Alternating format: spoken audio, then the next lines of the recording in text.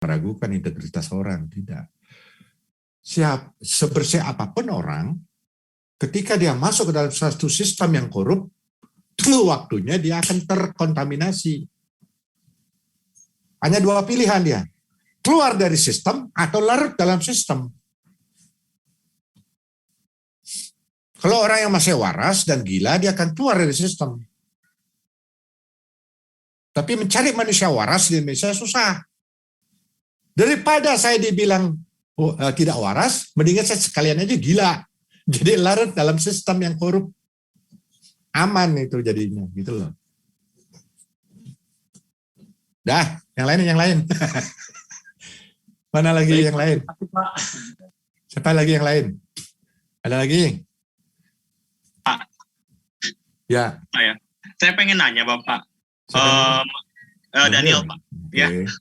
Saya pengen nanya, sebenarnya berapa banyak sih Pak orang Indonesia yang korupsi tapi tidak terekspos karena mereka tinggalnya di daerah pelosok sana. Dan sebenarnya apa saja sih Pak loophole yang bisa bikin misalnya nih, ada orang korupsi, tapi karena loophole ini dia nggak jadi korupsi. Dan mendengar perkataan Bapak yang terakhir tadi, apakah kasus korupsi ini telah dipakai sebagai senjata politik? Terima kasih Pak. Banyak Pak. Banyak sekali faktor-faktor yang menjadi penyebab. Misalnya begini, dalam penyelenggaraan pengadaan barang dan jasa aja misalnya, ada misalnya pengusaha, ya Daniel misalnya pengusaha, ingin ikut main cari tender di pemerintahan daerah.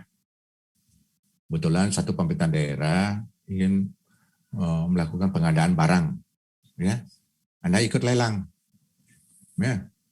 Tentu saja yang ikut lelang bukan hanya Anda, banyak pengusaha. Anda dimenangkan, pengusaha yang kalahnya belum tentu menerima. Biasanya dia main mata dengan aparat penegak hukum. Gimana caranya? Biar Anda yang menang ini bisa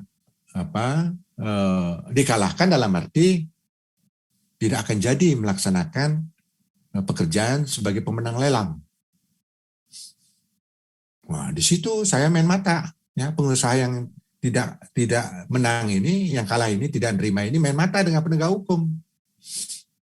Dipanggillah pejabat pembuat komitmen misalnya, PPK di situ. Anda juga dipanggil, dicari-cari kesalahannya gitu loh.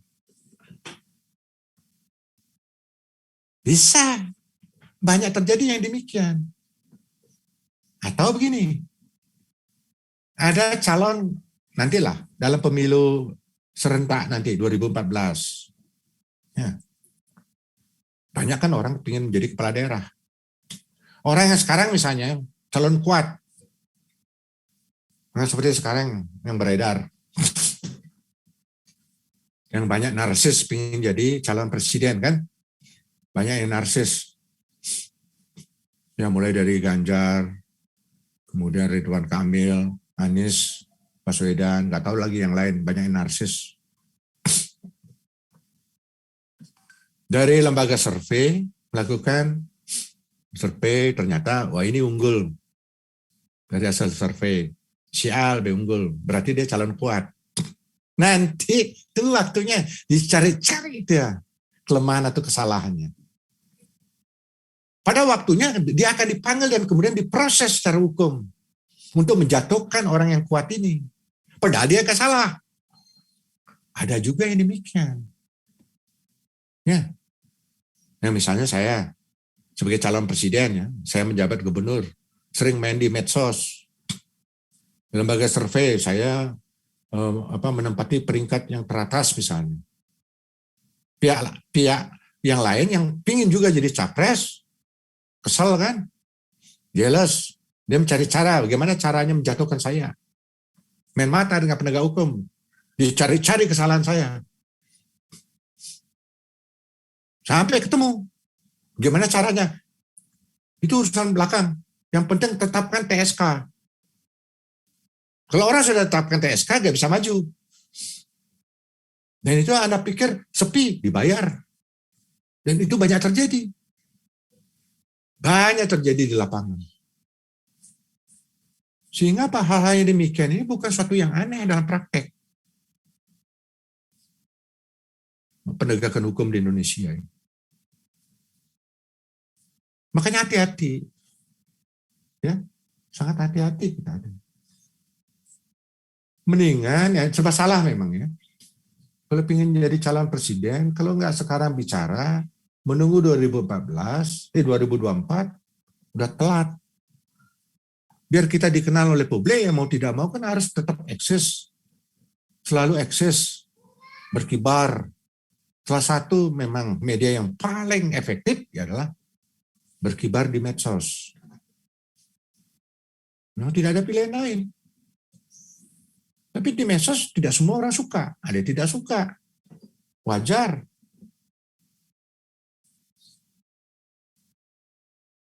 Jadi bagaimana upayanya sekarang agar itu bisa dihentikan? Nggak bisa. Karena memang banyak contoh-contoh dan sudah menjadi presiden di Republik ini. Dari kasus-kasus korupsi yang ada, atau kasus-kasus hukum yang ada. Banyak sekali terjadi. Berarti Pak, kalau kayak gitu, kalau misalnya saya nggak punya teman, saya nggak punya uang, dan saya ingin berpolitik, jangan berpolitik Indonesia Pak ya, pindah warga negaraan gitu Pak ya. Ke Uganda atau ke Ethiopia. Ya pindah jadi warga negara ya. Berarti benar kata mama saya, kalau misalnya sukses lebih baik pindah aja ke luar negeri. Iya. Indonesia. Iya, kau cari aja negara yang kecil gitu. Kalau Anda mau, saya sarankan negara yang sudah maju itu, yang sudah makmur, yang sudah sejahtera itu. New Zealand kan tadi saya katakan. Ya, kalau nggak mau tanggung-tanggung sekalian aja ke Amerika, Kanada, Italia, Prancis. Baik Pak, terima kasih Pak. Susah di Indonesia. Banyak duit, jangan dianggap bisa hidup enak, belum tentu. Dicurigai. Dicari-cari dari mana dia dapat duit segitu banyak, apalagi PNS. PNS itu identik dengan pegawai negeri sengsara. Ya, kalau punya mobil 2 dicurigai, punya rumah gedong dicurigai. Dengan dihitungan berapa sih gaji lu PNS sampai bisa punya 2 mobil gitu loh. Jadi nggak boleh kaya jadi PNS. Kan sinteng nih.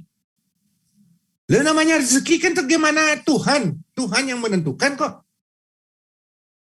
Orang dikasih rezeki berlebih sama Tuhan karena kemampuannya, karena kepintarannya misalnya, sampai dia bisa mendapat rezeki yang berlimpah, bisa dia punya rumah yang bagus, punya beli mobil.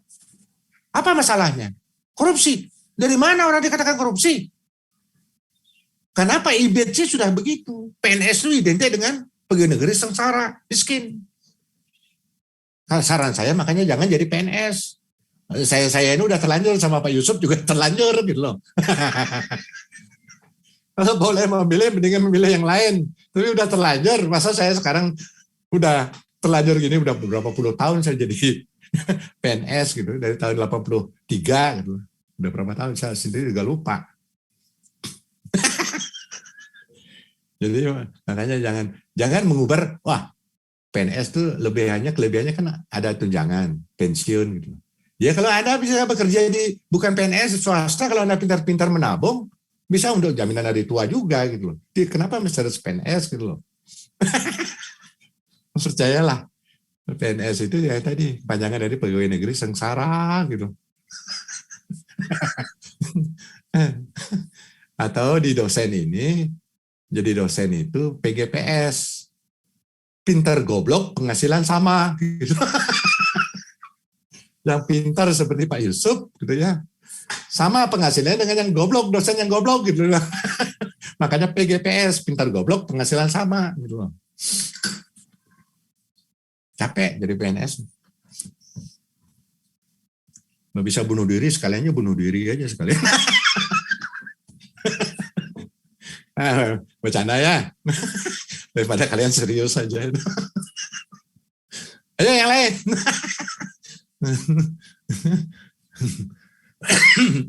Ya Pak, saya izin bertanya Prof. Dava, yuk gimana Pak? Ya, tadi masih menyambung masalah korupsi ya Pak. Tadi Prof sempat